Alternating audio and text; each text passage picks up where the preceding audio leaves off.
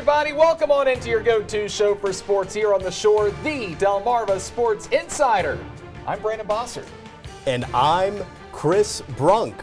Welcome into the show. We've got a lot to get into tonight. What is this? Hey, let's take a moment to welcome on in Chris onto the show. He'll be making the switch over from the news department over to the sports department. He's done a fantastic job with news, but he's following his heart and making the move over to the dark side. It is an honor and a privilege to be standing right here next to you right now, Brandon. I am fired up. All right, Chris, great to have you on. And you know what? What better time to bring you on than right before the championship game tomorrow? But before we get talking to that, let's go over what we have in store for you tonight. Salisbury football squad recording their first postseason win in 5 years.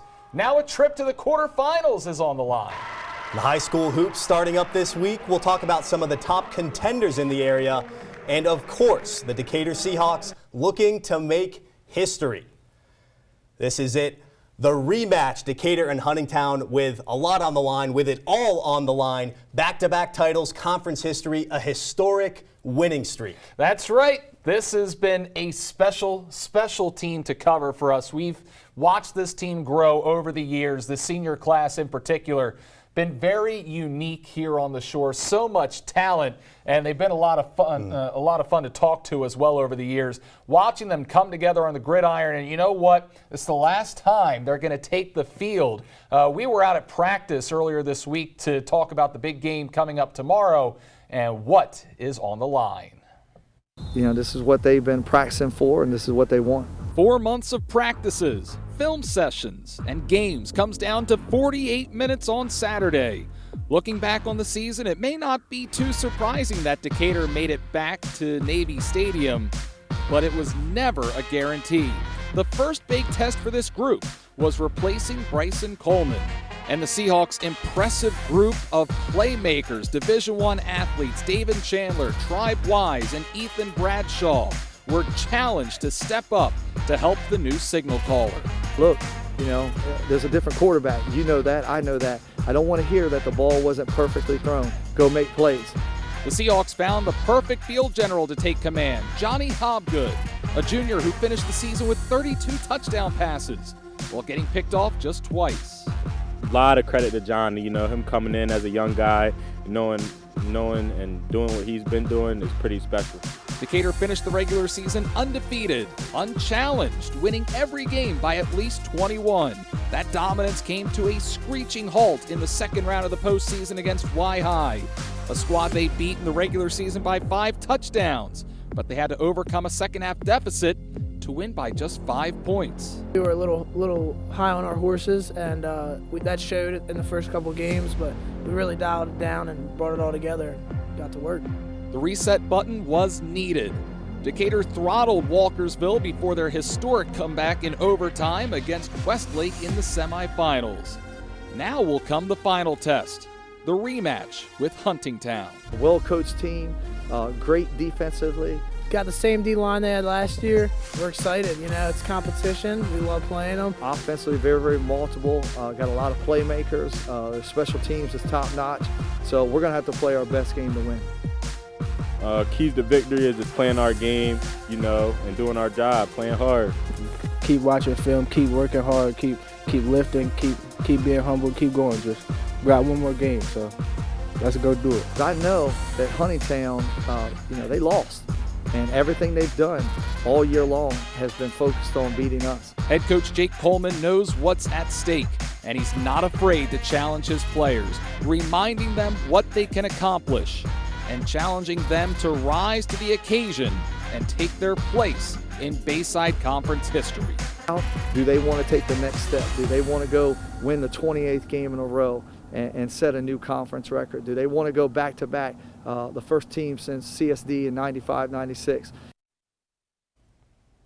So kickoff scheduled for 3:30 tomorrow afternoon at Navy Stadium in Annapolis. How can you not be pumped?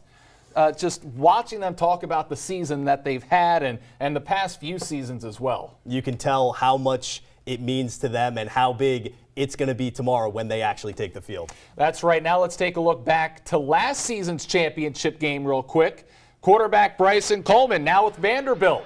calling a quarterback keeper, going in untouched from 3 yards out, 7-0. Tried Wise back corner of the end zone. That made it 14-0. Another rushing touchdown for Coleman here.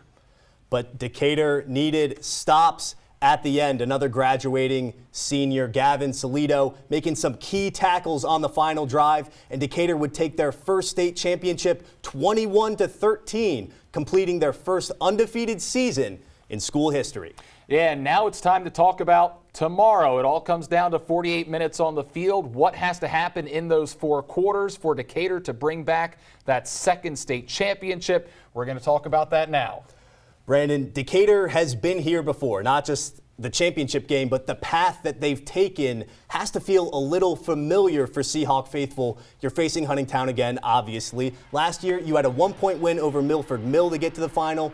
This year, it took that come-from-behind overtime affair against Westlake to get here. I think as much as anything, Decatur needs to lean into that experience. You have a roster full of veterans on both sides of the ball. Trust your leaders, trust your playmakers.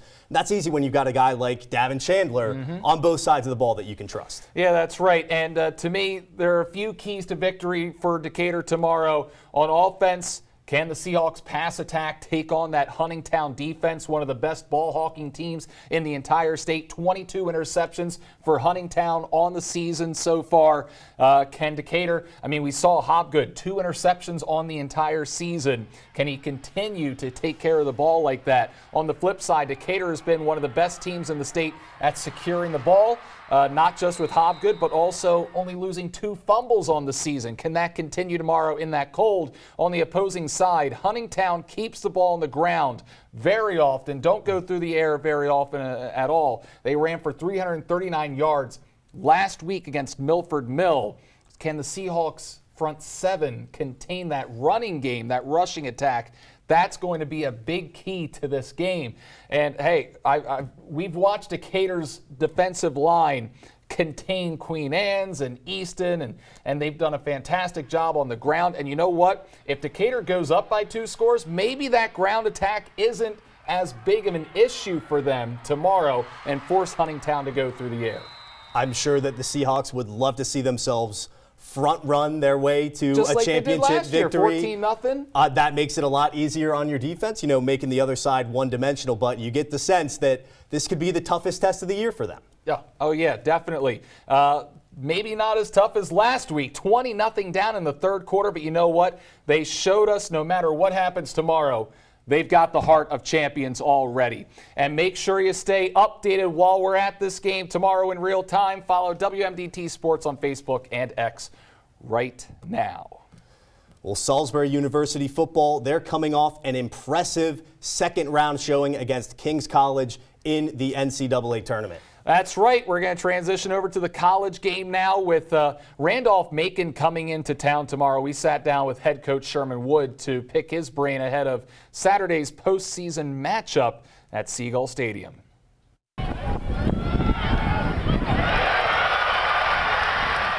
I am having a lot of fun. I think the kids are making it that way, and obviously winning helps too, so. Football is fun when you're undefeated, and Salisbury head coach Sherman Wood is looking to let the good times roll in the 3rd round against Randolph-Macon, as he hopes to extend his 11th trip to the NCAAs with the goals. You get to the postseason, to me it's all about defense and special teams, and, to me offense is a bonus. Understanding your opponent is key to victory. The Goals head man says they have to be ready to play a disciplined and consistent team on Saturday. They're extremely physical, and their execution is outstanding. They very seldom make mistakes. Coach Wood has his defense keyed in on the Yellow Jackets' primary ball handlers, especially tight end Landon Ferris. Basically, the quarterback is the leader of their offense, and 2 pretty good running backs. And a tight end, I think, is probably someone you have to keep an eye on. I call him the sleeper. The Seagulls feel like they have everything they need in their locker room. But against a tough opponent, the margin for error can be razor thin. We have to be ourselves. We played against some pretty good teams during the regular season, and we want to make sure that we understand just stay the course. We believe in 3 phases, and if we execute all 3 phases, and I think the team that makes the least mistakes probably be the team that will come out victorious. With every phase playing at a high level and their first postseason win in 5 years already under their belt, it's hard not to feel like something special is building in Salisbury. You know, we've done some pretty good things, but it's something about this team that can make things special, and, you know, hopefully we can continue that process. Yeah, the Yellow Jackets are 10-1 on the season. Their only loss coming early on in the year to Berry College. Historically, the Seagulls do hold the advantage against the Yellow Jackets. They have 3 wins compared to 1 loss, but really that's just history. These programs haven't faced on the football field in 40 years. That was back in 1984, the last time they played. Yeah, so nothing to really go off of in terms of recent history, but let's talk about predictions for tomorrow for both of these games. First, Salisbury, what do you think? I'm going to go Seagulls winning 28-20. And I will take the Seahawks in a low-scoring game, 20-17. And for me, the defense is going to be the key for Salisbury. The offense has been fantastic, scoring 30 points per game every single week. If the defense shows up and gets a couple of stops, I think they can win this one 41-38. And meanwhile, for Decatur, man, that is going to be a tough game to decipher. I got to pick the Seahawks, though. Don't know what the final score is going to be, but I think that the offense is going to surprise us. It might be a defensive showing. I'm going to go 28-17 tomorrow for Decatur. They go back-to-back. That's going to do it for the A block. We're calling our first timeout. When we return, state semifinalists last year. Does Y-High girls basketball have what it takes to go all the way this season? That and more coming up when Delmarva Sports Insider returns. Hi, I'm Joey Jones from Laurel High School Football, and you're watching Delmarva Sports Insider.